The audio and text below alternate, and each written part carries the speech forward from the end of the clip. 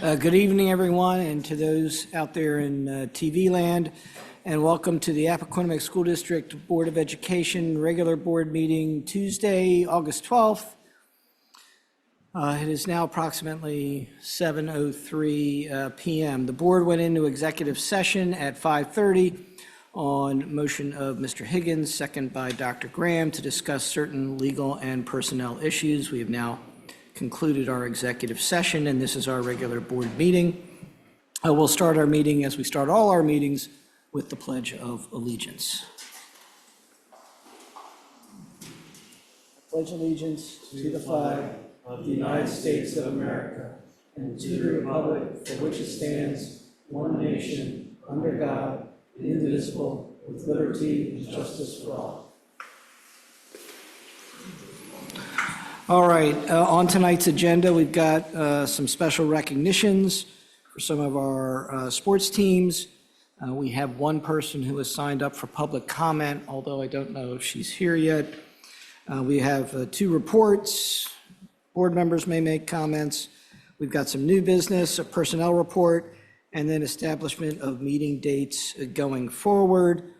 I noticed that one of the items on the agenda is marked tabled during reports. Dr. Burrows, are there any other adjustments to the agenda? That's the only adjustment, so it's reports item 7B is tabled for tonight. All right, so with that, we will start with what is always one of the better parts of any board meeting, the special recognitions, and we'll start with the middle school track district champions.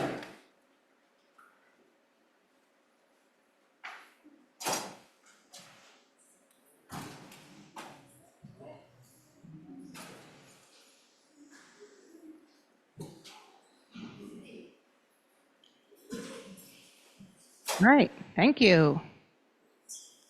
All right, thank you all. Say again. Switch the doors, sorry. All right, thank you. We're here tonight to recognize some of our spring 2025 champions, and we are going to start with our middle school champions. So we're excited to say that Everett Meredith Middle School swept the district championships this spring, bringing home championships in boys volleyball, girls track, and boys track. So we are going to start by first recognizing the boys volleyball team. So they captured their first district title in a championship match against Cantwell's Bridge Middle School. They won 2-1. Coach Fausto is unable to be here tonight, but accepting on behalf of the team are the following young men: Brennan Riley, team captain; Mason Ray; and Charles Francolino.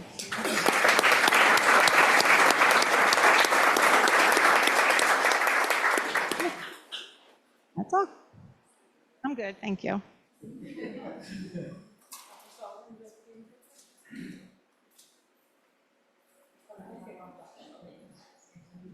Dr. Sullivan, assistant principal at Meredith. Congratulations to these guys.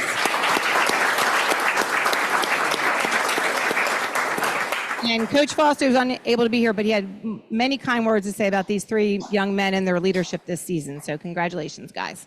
Thank you.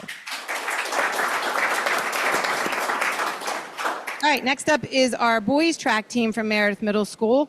So I would first like to introduce Coach Jason Ramey, and his team representatives tonight are Cameron Gaunt and team captains Miles Clark, Cole Clark.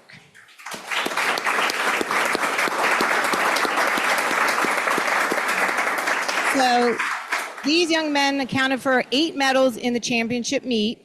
And in addition, Cameron, Miles, and Gavin, who was unable to be here tonight, are nationally recognized and qualified for the New Balance Nationals. So congratulations to Coach and members of the team.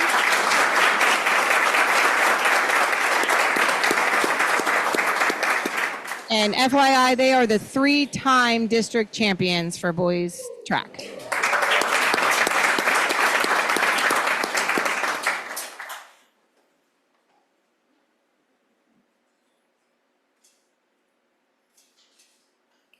Congratulations. And our last middle school spring champion is our girls track team. Our girls track team is also 3-time district champions. The girls that I'm going to call out tonight, they are not only district champions in multiple events, and you'll see their medals around their neck for the events that they won. They also are state champions. There's no official middle school championship, but these girls competed in the unofficial middle school state champion, and they were state champions in their specific events. So Hannah Sherman,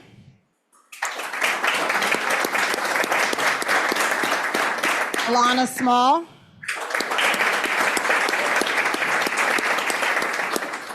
Tenley Foster, Mimi Tromby, Ayana Rhodes, Bella Queen, and Audrey Howard.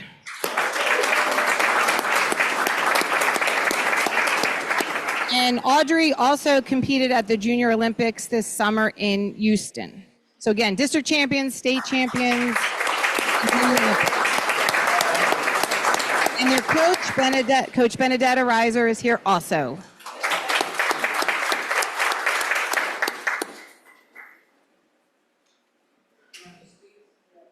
Squeeze.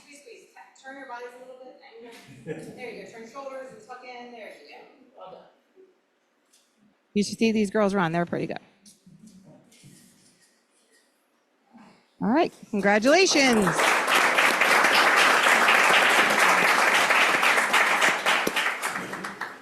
And now I'm going to turn it over to our state champion girls soccer team coach, Lance Berry, to recognize his team.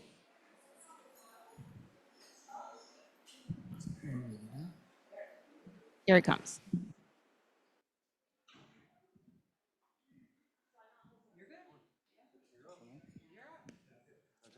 Good to see you.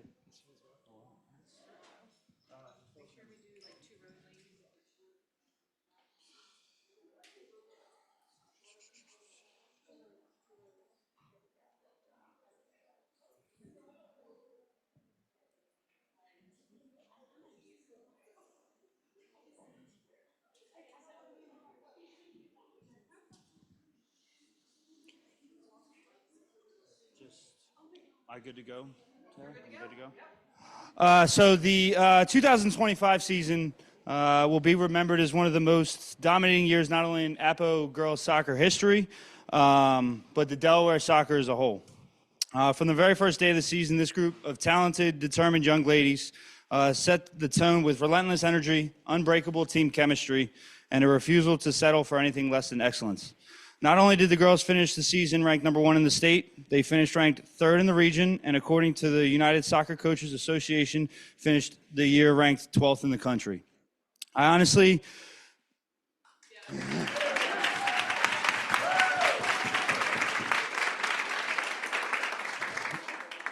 don't even know where to begin, because what this team accomplished is nothing short of legendary. A perfect 17-0 record, the only undefeated team in this state, in the entire state, in any sport. 88 goals scored, only 5 against, and the first girls title in any sport in Appoquinimink high school history. But what people didn't... Oh.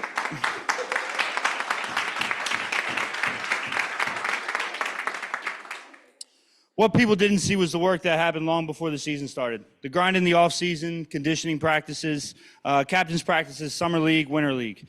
All that mattered, and what every single player on the team brought mattered.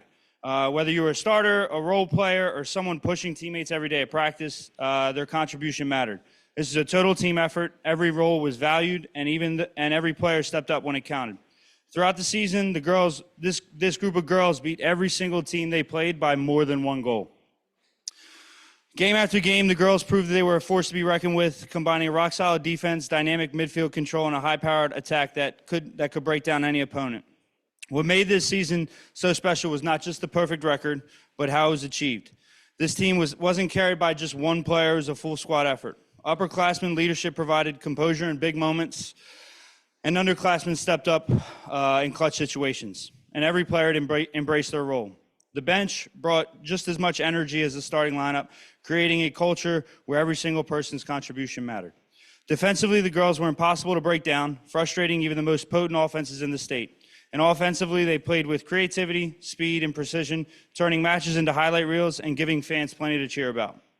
The combination of tactical discipline and pure passion made them impossible to match and something special to watch. The girls didn't just win games. They inspired the school, the community, and younger generation of future Jags who now dream of wearing the same uniform. The 2025 girls soccer team didn't just have a great season. They wrote a chapter of school and state history. Congratulations to all the players, coaches, families who made this magical season possible. The legacy of the 2025 undefeated Jags will be remembered for years to come. And look out, because we plan on being in the same exact place next year.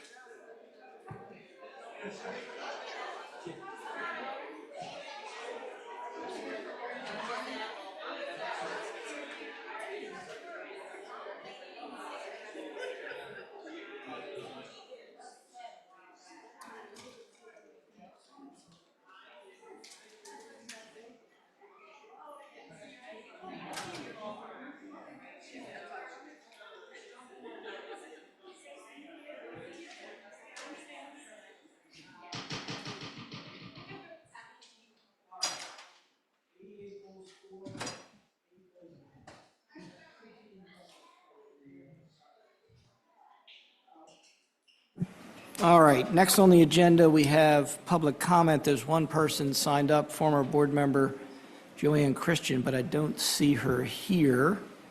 So we will move ahead to reports. Before we do that, I failed to mention at the start of the meeting that Norm Abrams could not be here in person, but he is attending via Zoom. Norm, are you still there? Yes, I'm here. Okay.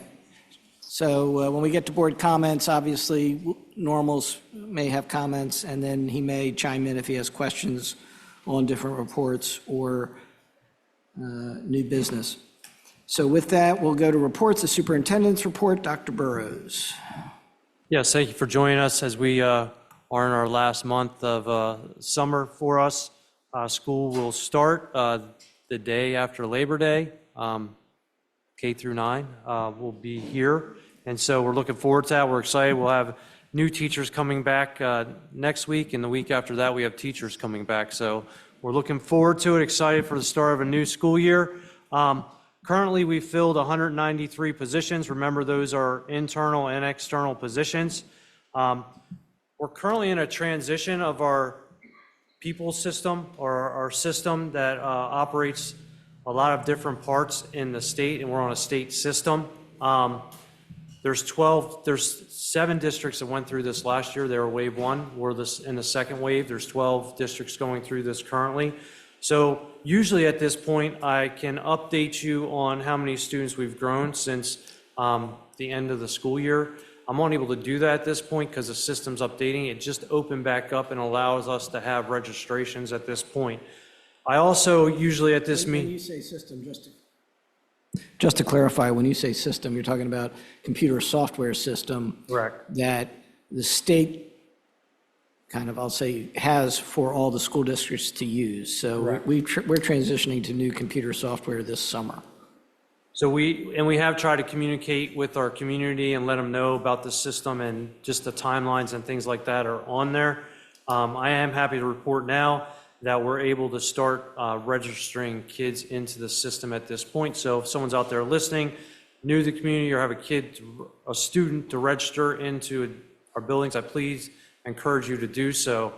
I also at this meeting usually give what's known as a class size waiver report, which what that is from K to 3. We're required to have a 22-to-1 teacher ratio by law.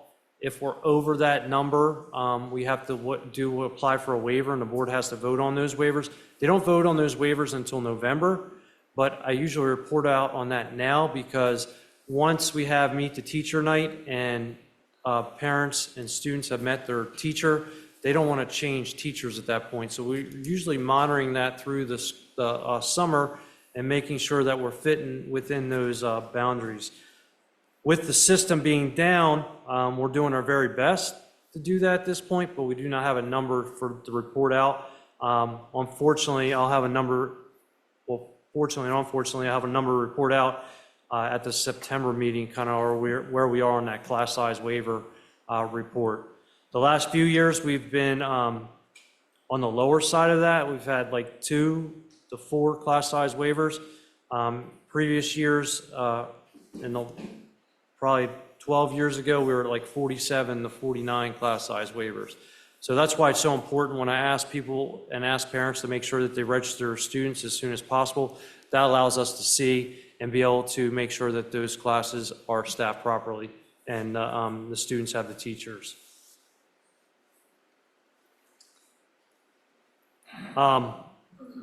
Last year, just looking at last year, we grew 29 units.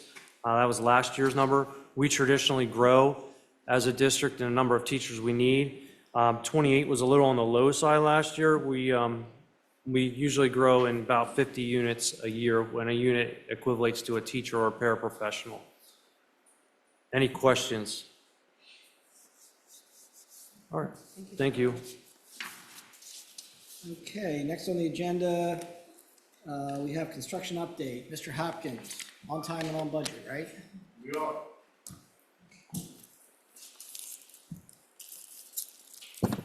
All right, Lewis Redding with the new Eagles logo. You can drop back one, Steve. That's the new logo for the school now. It used to be the Knights, now we're the Eagles. Matt loves that, the Fighting Eagles. Go on next. All right, as you can see here now, the whole front of the school is tightened up. We have all the side in. Everybody, the whole community is using the school. We're serving lunches out of the cafeteria here. So the whole front of the school is operational. Right now, to make the school operational for us, we have to bring in this back parking lot. So we'd started out the summer with 54 days. We're shrinking down pretty fast, but this will start to be paved. Monday of next week, we'll start to pave here, start to bring it in, put sidewalks in, and that makes us functional. It'll come in, and I'll show you in a later picture how we're going to do student drop-off and how the kids are going to come in the building. But everything's functional. We have CO for everything. We just need the one more step to make sure the students come in, which is what we have to have this for. Let's see. As you can see on the side here, the demolition's coming down. The school was all the way over to here. That's all moved now. The gym is gone. Even this whole front section here is out of here now. This is the cafeteria, the whole front entrance, that's all gone.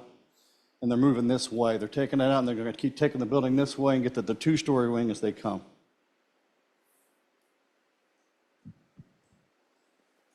This is more of the demolition debris. They're kind of, stacking it up containers and pulling it out one at a time, just bringing the building out. This whole back of the building here will start to fill in with sod, just like you saw out front here. That this will fill in. There'll be a fence that comes around here and locks us off from the construction of the area. And I can point that out a little bit on an overhead view. Yes, Steve. This is looking out at the front, coming down New Street, come down the whole side. You kind of see the long side of the building with the auditorium, music wing, get into the classroom wings on both sides. Looks pretty good. The building's coming up pretty nice. I'll show you some of the pictures you've seen before, but this is some of the finished areas that are out there. This is going into the auditorium with kind of a plinth out front with a projection screen here for the, for the learning stairs. You can have events inside and out, and this serves as overflow for the auditorium. If we have more people than we have seats, they can utilize that area, and they'll stream out the performance to this area. Thanks, Steve. This is the learning stairs areas that you're talking about. These two areas here go back to the second floor classroom wing, straight back. You also access the cafeteria area here. Well, this is a science classroom we added, but that's a typical looking science classroom. Kind of a typical classroom, all finished, done, floors waxed, we're done, ready to go. And here's science classroom, again, a full-size science classroom. They're a little larger because they have to hold a little more people. But and the activities are going. This is your media center. You have the nice end panels going here. The books are coming in. We're ready to open the doors. You see back here is this is stormwater management area in the back of the school that's coming up. That's going to be completed by the end of next week.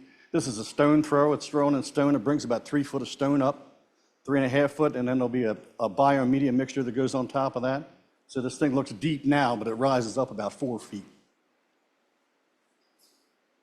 You kind of see what I mean by stone thrower. Just chucking this thing in there, and these guys are just bringing this whole thing up. After they get out of the way here, they'll start this whole paving area coming up. This is an area where they're starting to fill in the topsoil. This is the sidewalks prepped right here, so they can run the sidewalks in. They're prepping the whole topsoil area going that way. We'll start the sod next week, and start irrigating and sod next week. It's just more of the demolition area. This was all building out here now. You can start to see the school from where the building was. This is the back of the building. It was a classroom wing that came out, and all the mechanical spaces and our storage space was here. These are the last 2 wings going for the school itself right now.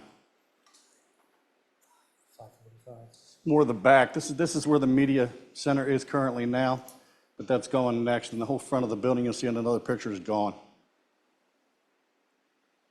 And this used to be your front entrance. It's no longer there, and it's no longer a cafeteria. This is into the kitchen. Giving you an idea of where the demolition is moving through. This is looking back. That would have been your entrance here. This would have been your kitchen and cafeteria. It's all coming, and then this is all going to come down with some grass. Fence is probably in this area here somewhere. We're going to give enough area to get egress out, so if we have to get an emergency egress, we'll be able to do that. And with the sod and everything down, but still keep everybody off the construction site. It's just another picture of the whole front gone. This is the overview here of kind of where we are. What it's going to end up being here, this is going to be student drop-off to start, to see how it works. I mean, obviously everything changes as it goes, but we're going to start it here where student drop-off comes in. Stops here, drops in, the kids come in here. Bus drop-off is this way. Comes in, this gets gated off. Kids come in here, and the kids off the buses come this way. We keep them separate from the cars, and all the walkers are coming in these 3 entrances here and coming into that door there. So that's the current plan that we're working with. Your sign up front, everything's running. We're close, we just gotta get a parking lot in. Any questions? So you told us we're on time, we're on budget. The ribbon cutting is scheduled for Wednesday, August 27th at 5:45. We're going to make that, right? We are. Okay. Everyone's invited if they want to come and watch the ribbon cutting. Again, that's Wednesday, August 27th at 5:45. Thank you, Keith. I'm not saying you're not going to see some construction. Well, I know you'll still be working on the old site, but the new building will be ready. Yes, it's 5:30. Oh, I'm sorry, 5:30. Okay, next on the agenda, we have board comments. Norm, are you ready? Yeah, I'm ready if you are. Okay, well, why don't you start? Well, I just want to wish everybody as we get back into the season, summer is ending, get back into school, buses are on the road again, everybody pay attention to that. Just want to thank everybody who's worked this summer through the difficulties that we've had behind the scenes, trying to get us up to speed for where we go from here as we ended our last season. That's all I have. Thank you. Mr. Higgins. Thank you. First, I want to welcome Elisa to the district team. Great to see a new face as As a new face of the board, I'll walk with you. Excited to our new chapter, fresh starts. And I wanted to thank Chuck and Scott for help bringing Lisa through the transition of coming in and also through the turbulent times that we have been facing. Want to accommodate them and just give them recognition. And then, also wanted to recognize Dr. Burrows and his team for making the tough choices and some cuts to get us to where we need to be without affecting the students or our teachers. Also, tomorrow I'll be at Bagels for board members at 8:30 in the morning. If anybody wants to come by, have any questions. I'm new. I may not have the answers for you, but I'll be able to direct you in the path to get somebody that can help you out. That's all I got. Thank you. Dr. Graham. Yes, good evening. Good evening, everyone. So much like Mr. Higgins, I also want to welcome Mrs. Stewart to the team as our new financial lead. We are excited to have you, so welcome aboard. As our board chair has also mentioned that we have our ribbon cutting for Reading on August 27th. We know that the mascot is an eagle. I think some of you know, or many of you may know, that Matt is a Cowboy, Dr. Burrows is a Cowboys fan, so we're going to ask that everyone show up in their Kelly green, including Dr. Burrows, for a picture that day. So I look forward to all of you coming out and joining us for the ribbon cutting for our brand new school. It's a super exciting time for our district, so looking forward to that. Next, on Thursday, we have our community information night. As we know, I think the hot topic right now, obviously, is focused on tax increases, tax adjustments. And so as the team continues to do the work behind the scenes, and we know that the community has a lot of questions and concerns, we ask that you join us on Thursday. We thank you in advance for joining us. And also, I just want to acknowledge all of the community members that have reached out to us, whether it's via phone, via email. You stopped some of us in the market, whatever works for you. We encourage you to continue to engage us. We know that we don't take our decisions lightly. We sit up here, obviously, and we know that we owe it to you all as a community to ensure that we're doing the right thing, not just by you, but of course by our students. So we thank you for your continued support, and we ask that you join us on Thursday as we look forward to bringing forward a presentation and also taking your questions at APPO, right? We're at APPO. 6 o'clock this Thursday, our community information night. And so I think next, I want to just re-emphasize the special recognition that we just heard. That was super fantastic. I was very impressed. Our middle school track district champions, middle school volleyball district champions, and our APPO girls soccer state champions. So again, special shout out to those ladies on their accomplishments. And then lastly, we look forward to welcoming our students at the top of next month. Our next meeting will be after the first day of school. So we look forward to a safe kickoff to our new year. And we are excited to get started. Thank you all. Well, one of the problems with going last is a lot of things you want to say already get said. I will observe, and this has been true ever since I was a kid, summer always goes by way too quickly, doesn't it? It's hard to believe that it's already August. A lot of things I wanted to get done this summer I haven't even gotten to yet, but we still have a couple weeks, but not many. The summer just always goes by way too fast. Coming up in the days ahead, though, we're going to have a lot of events. The start of the school year is always, I think, an exciting time. We have a breakfast meeting with our new teachers and staff.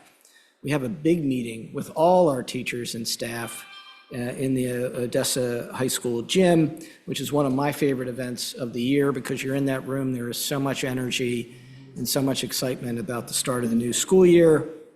We've mentioned there's a ribbon cutting for Reading Middle School coming up on the 27th at 5:30.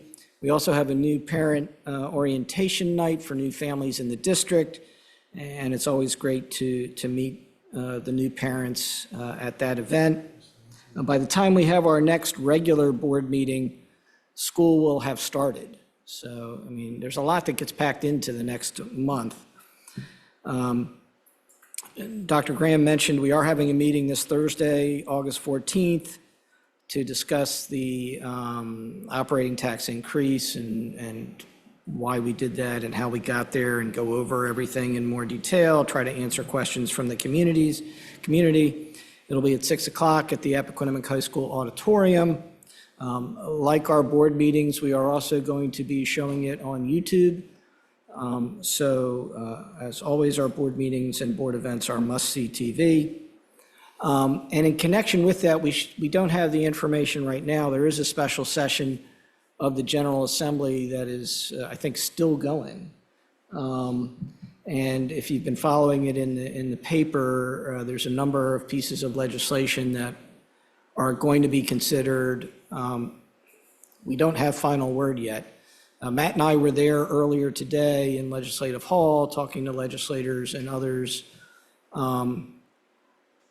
I know I don't want to jinx anything, but one of the pieces of legislation, and the main piece of legislation that may come out of today, is a bill that would authorize school districts to reset the tax rates and differentiate between residential property on the one hand and commercial properties on the other hand, and allow the commercial tax rate to be up to twice the residential tax rate. The theory being that then commercial properties would end up paying a little bit more of the tax burden, and residential properties will pay a little bit less. In talking to legislators, there seemed to be a lot of support for that legislation, but we still don't have word as to whether it has passed or not. If that legislation does pass, of course, we'll have more. Well, it'll probably be in the press tomorrow, but we'll talk more about that on Thursday as well. And then we will have to have a special meeting, which we will within 10 business days, and we will most likely have that next Thursday. But stay tuned, and we'll have further word about that. Certainly we'll know by this Thursday if we're going to have that special meeting or not. So that's everything that I have, other than to say summer always goes by too quickly. But the start of the school year is always an exciting time, and that's what we're really in the business for, to educate our students. So I'm looking forward to the start of another successful school year. And with that, we will move on. We have no old business, so we move to new business. The first item of new business is the July 8, 2025 Board of Education meeting minutes for approval. The board will entertain a motion. Mr. President, I move to approve the July 8th, 2025 Board of Education meeting minutes as presented. I'd second. Motion by Dr. Graham, second by Mr. Higgins, to approve the July 8, 2025 Board of Education meeting minutes as presented. Any questions, comments, or discussion on the motion? Hearing none, all in favor signify by saying aye. Aye. Any opposed? Motion carries. Norm, did you say aye? Yes. What I thought, just wanted to make sure. Okay. Next on the agenda, we have the monthly financial report for June 2025 for approval. I think Chuck Longfellow is on by Zoom and is going to make this presentation. Yes, thank you. We have the June 2025 monthly financial report for you for approval. It was reviewed by the Financial Advisory Committee on August 4th and approved by them. Just a couple notes, we did provide additional backup information to the Financial Advisory Committee and the board via some links, just to make sure that they were secure in approving this this report. This is the final report of the year, the final tax revenue all in for the year. All tax components match debt service, tuition, and current expense, added up to $87,824,234 for the year. We request that the board approve the monthly financial report for June 2025. Does anyone have any questions for Dr. Longfellow? And for those of you who don't know, years ago, it seems, Chuck I don't know you started, but you were our CFO before you moved on to become essentially the CFO for the Department of Education at the state level. So thank you for coming back and pitching in these last couple months, Chuck. Really appreciate it. Thank you. The chair will entertain a motion. Mr. President, I move to approve the monthly financial report for June 2025 as presented. Second. Motion by Dr. Graham, second by Mr. Higgins, by a whisker, but second by Mr. Higgins to approve the monthly financial report as presented and as recommended by the Financial Advisory Committee. Any questions, comments, or discussion on the motion? Hearing none, all in favor signify by saying aye. Aye. Aye. Any opposed? Motion carries. Next, we have the internal accounts report for June 2025. Dr. Longfellow. Also on August 4th, the Financial Advisory Committee reviewed the internal accounts report for June 2025. Another note for that is the Financial Advisory Committee did request that report be expanded in the future to also include elementary schools. Currently is middle and high schools. So in future months, you will start to see elementary schools added to that. We request that the board approve the monthly internal accounts report for June 2025. Mr. President, I move to approve the internal accounts report for June 2025 as presented. Second. Motion by Dr. Graham, second by Mr. Higgins to approve the internal accounts report for June 2025 as presented and as recommended by the Financial Advisory Committee. Any questions, comments, or discussion on the motion? Hearing none, all in favor signify by saying aye. Aye. Any opposed? Motion carries. Next on the agenda, we have the opportunity grant for approval. Dr. Longfellow, Dr. Robinson. This is opportunity grant. Good evening. I have just a few slides for you. So every year, myself and the Finance Committee comes to you to talk about our opportunity grant. This is funds that are provided by the state. It's flexible funding, and the intent is to support multilingual learners and low-income students. Good.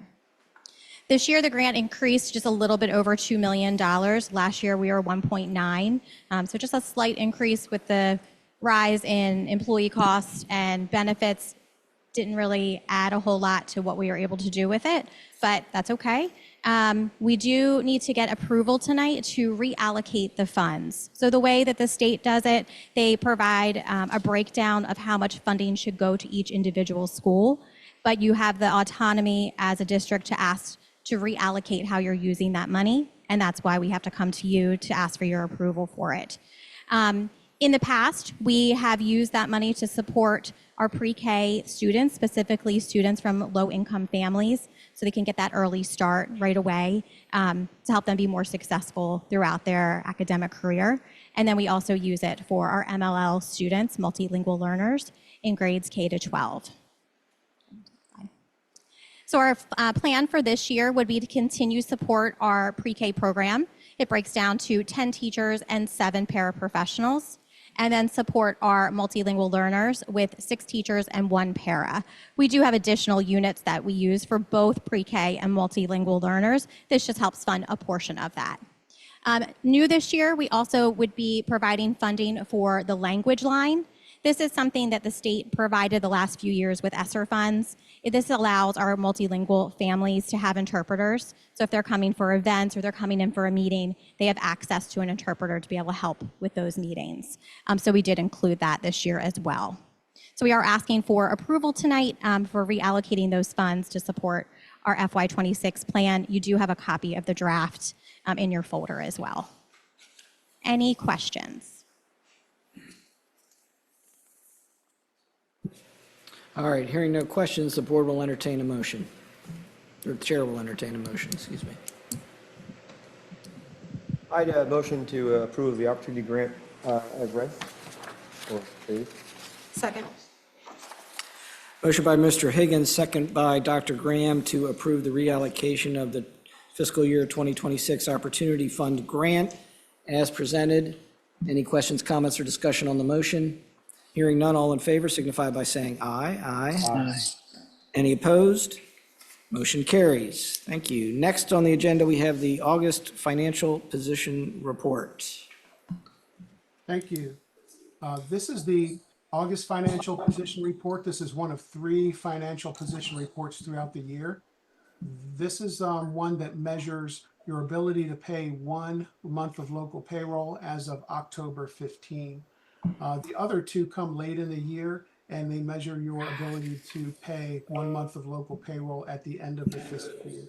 So this one is, this one happens in the beginning of the year because some districts throughout the state rely more on equalization funds than others do. And so we are fortunate that we do receive a decent amount of equalization Division III money at Appoquinimink School District. So the reason that they pick October 15 is because our largest tax receipts of the year happen typically in mid to late October. And so this is a tool for the state to measure whether we are going to meet our payroll obligations before our largest tax receipt of the year comes in. This report indicates that we will. We are going to have 7 payrolls between July 1st and October 15th. And on top of that, there will be a couple, there will be some EPR payments, extra pay for extra responsibility, and stipend payments. We will receive some tax receipts typically in August and September that help us along. However, the asterisk on that is the legislation that Mr. Forston talked about earlier. If something does pass, then we may have to, depending on the legislation, take measures to borrow money from the state in order to make it through. But as it stands now with the current construct of how taxes are received, we will project $6.3 million, $6.27 million, October 15th, compared to 1 month of local payroll, $4.62 million. Therefore, no plan is necessary as required by state law, and we are good to go with this financial position report. This report was reviewed by the Financial Advisory Committee on August 4th, and they approved it, and we recommend the board approve this financial position report. Okay, anybody have any questions or comments? Hearing none, the chair will entertain. I just want to make one comment. Like Chuck mentioned, like with the legislation that we would have to possibly take out a loan because of tax receipts, they're talking about possibly quartering tax receipts or pushing tax receipts out further when they're due. So we would not be the only district that would be in that situation. Like everyone's depending on their tax receipts coming in October. So there's other, I would want to say all 19 districts across the state would have to look at how they could fund to get through that time until tax receipts come in. So that was just a caveat. Chuck, I don't know if you wanted to add anything to that. Well, let me add to it, because again, someone stole my thunder before I could speak, but the legislation that's pending right now that was introduced says a school district that resets its tax rates in accordance with this act may request and borrow from State Division I funds in the event of a cash flow shortfall. So in other words, the General Assembly has said if you do reset your rates, new bills are going to have to go out, and that's going to mean payments are going to come in later. So the state will essentially float that money until it comes in at no cost to us. So assuming this bill passes and assuming we get the authority that it grants, we will talk more about that Thursday. We'll talk more about it next week if we have that opportunity. Yeah, that I wanted to follow up on Chuck's observation as well. It's really a timing issue more than anything else, and the General Assembly has recognized that in the pending legislation. Of course, if the bill doesn't pass, it's all a moot point, but we'll see what happens. You're both correct, and if the bill doesn't pass, this financial position report stands as is, but if it does pass, then I'm just disclosing to you all that it's pretty likely that we would have to invoke that loan, just as Dr. Burrows said, many other districts throughout the state would. Right, and that's why that language is in the bill, because the General Assembly recognizes that. Okay, so with those caveats and comments, any further questions, comments, or discussion on the motion? Do we have a motion? No. We had the questions first. Let's have a motion then. I move to approve the August financial position report as presented. I'd second. Motion by Dr. Graham, second by Mr. Higgins to approve the financial position report as presented and as reviewed and recommended by the Financial Advisory Committee as well. Thank you very much for taking the time to do that and for your service. Any further questions or comments? Hearing none, all in favor signify by saying aye. Aye. Any opposed? Motion carries. Next on the agenda, we have conversion of bond anticipation note to bonds. Thank you. So tonight we have before you two bonds for conversion from bond anticipation notes. This is not assuming any additional debt or new debt. This is just converting notes that we have issued to the state into bonds. The first one is fairly straightforward and traditional. It's a conversion of a bond anticipation note from last year. This is bond R 2025A, 9529. It is of the series 2025A. It has a principal sum of $18,700,798, interest rate of 4.09, and installments of $935,039.90 per year until the year 2045. This bond is to be dated April 29, 2025, and this is the first of two bonds that we are recommending that the board approve tonight to convert from bond anticipation notes. The second one, bond R22A, 2529, is part of series 2022A.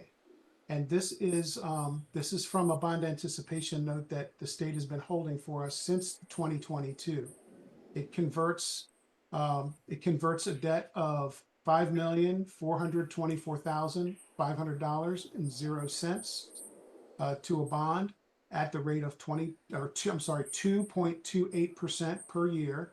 The final payment is in 2042, installments of $271,225 a year plus interest. And the bond issue date is March 2nd, 2022. We recommend that the board approve conversion of both of these bond anticipation notes to these bonds. Someone want to make a motion? I'll make a motion to convert the bond applications to notes of bonds. I'll second. I wasn't sure if there were questions. No, we probably should, as a matter of procedure, we probably should make the motion before we ask questions. So we have a motion by Mr. Higgins, second by Dr. Graham, to approve the conversion of the bond anticipation notes to bonds as presented and as recommended. Questions or comments? It sounds, Dr. Graham. No, I'm good. Thank you. I'm good. Okay. And Chuck, I assume that the Financial Advisory Committee has weighed in and recommends this as well? We did not run this by the Financial Advisory Committee. This is debt that's already existed. It's just a conversion of a note. If that is something that the board insists happen, we could wait till next month to approve these conversions. No, I was just curious. I mean, my understanding is that the payments for these bonds come out of the construction tax rate that's part of property taxes. They're already funded through the referendums that we've previously approved. Correct. Yes, we're already paying debt on these. We're already paying debt on the notes through our debt service fund. So those payments are already happening. Right. So this is really just converting these notes to bonds, locking in those rates. I'd like to get a 2.2% interest rate, but I guess I don't qualify for it. So with that, any further questions, comments, or discussion on the motion? Hearing none, all in favor signify by saying aye. Aye. Any opposed? Motion carries. Thank you. Next on the, thank you, Chuck. And again, thanks for all your help these last couple months. Next on the agenda, we have the after-school activity bus bids for approval. Ms. McIntosh. Hello. Steve, you got my document? It's on? Yeah, green. I do believe that the after-school activity bus bids have been presented to you or supplied to you in your folder. All schools did indeed receive a bid, so all buses, all schools will have activity buses with your approval. Any questions? Are you recommending acceptance of the bid? I'm sorry, I'm recommending that the board approve the after-school activity bus bids. It's been a while, Mr. Forston. you don't get to come in front of us as much as you used to, which is a good thing, know. right? Isn't 'Cause that we a have good thing? fewer bus issues. That's going to be my follow-up question later. But first, do we have a motion regarding the after-school activity bus bids? No, we're going to do questions after the motion, correct? Yeah. Okay. Mr. President, I move to approve the after-school activity bus bids as presented. Second.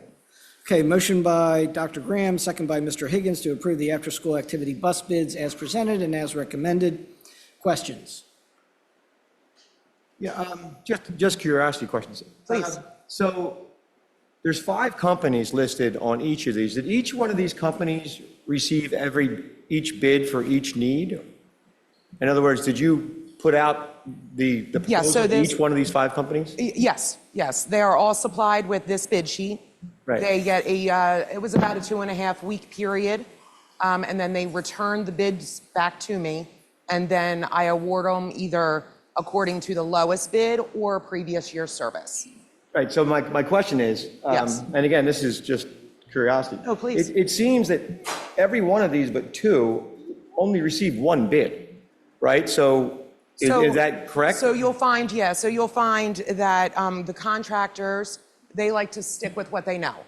So Advanced Student has been running Appo High's buses for many, many years. Right. So First Student wouldn't normally put a bid in on that, or Linwood wouldn't normally put a bid in on that, because they know that Advanced Student likes to run those and they have the previous service. Okay, so, okay.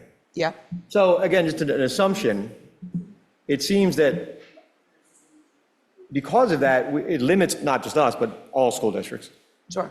to whatever one price, one bid we get from each one of these companies. And I'm not saying that we can do anything about that, but to me, that kind of a red flag on either they're going to continue to increase the amount or decrease service, because it seems like a supply and demand thing, right? Or am I reading that wrong? I apologize. I should have forwarded this question before. I apologize. I like curveballs. I just I'm need sorry a about second. So I think, If you can get back to me, I'm okay with Okay. that. I mean, that's fine. All right, was I can do that. just a curiosity question going forward. It seems if we just keep on getting one bid from the one company, we're kind of at the whim of whatever number they throw. And you explained that pretty well, that each company just goes what they're good with, what they're comfortable with. But that just leaves us with one company for every one of these bids. That's all. That's all I was looking for. I do, I understand that. Right. Okay. But according to last year's bids, just so you know, there was only one bid that went up, and it was by $2 Okay, per bus. cool. So they keep questions for staying within that same kind of Right. figure. Gotcha. Thank you. Okay, any other questions or comments? Hearing none, all in favor of the motion to approve the after-school activity bus bids as presented and as recommended, signify by saying aye. Aye. Any opposed? Motion carries. Next on the agenda, we have the overnight field trips for approval. Mr. President, I move to approve trip ID 10829-10837 in September 2025 to the regional competition, FFA regional competition in Springfield. Also approve trip ID 10828, 10830, 10831, 10833, 10834, and 10835 in October for students to FFA national competition in Indianapolis. Also, trip ID 10832 to the FFA leadership training at Camp Barnes in September 2025. And lastly, trip ID 10836 to the FFA officer training at Dell Tech. I second that motion and appreciate you making that motion. All right, we have before us a motion to approve certain overnight trips for approval. I'm not going to repeat all the trip ID numbers, but Dr. Graham read them. Any questions, comments, or discussion on the motion? Hearing none, all in favor signify by saying aye. Aye. Any opposed? Motion carries. Next on the agenda, we have change orders for approval. Mr. Hopkins.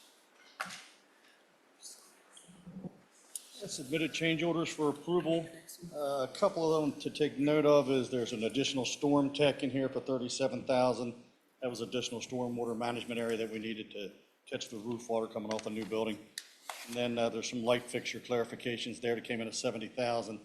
They showed up on the drawings, but they didn't have a nomenclature, but they're still part of the project. So that number came in later. With that, I'm seeking approval of the change orders as submitted. I motion to approve change orders as read. Second. Motion by Mr. Higgins, second by Dr. Graham to approve the change orders as presented and as recommended by Mr. Hopkins. My only question, notwithstanding these change orders, we're still on budget and on time.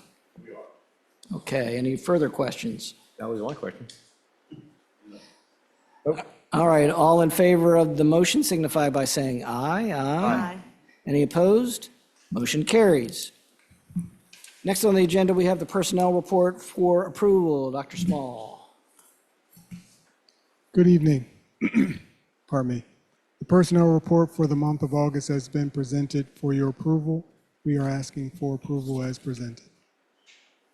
Mr. President, I move that we approve the personnel report as presented. I second. Motion by Dr. Graham, second by Mr. Higgins to approve the personnel report as presented. Any questions, comments, or discussion on the motion? Hearing none, all in favor signify by saying aye. Aye. Aye. Any opposed? Motion carries. All right, that's kind of the end of our business. A couple of items on meeting dates. The Financial Advisory Committee will meet at 6 p.m. on Tuesday, September 2nd in the boardroom at the Marriott Profit Training Center. Our next regular board meeting is Tuesday, September 9, 7 p.m. here in this room. We have, as we have discussed earlier, a special town hall community meeting scheduled for this Thursday, August 14th at 6 o'clock at Appoquinimink High School. And depending on what the General Assembly does tonight, we will most likely be having a special board meeting next Thursday, but Wednesday or Thursday. But stay tuned. We'll have more information about that once we know more about the legislation, if it is passed. So with that, unless there's any other business from any board members, hearing none, we are adjourned. Thank you.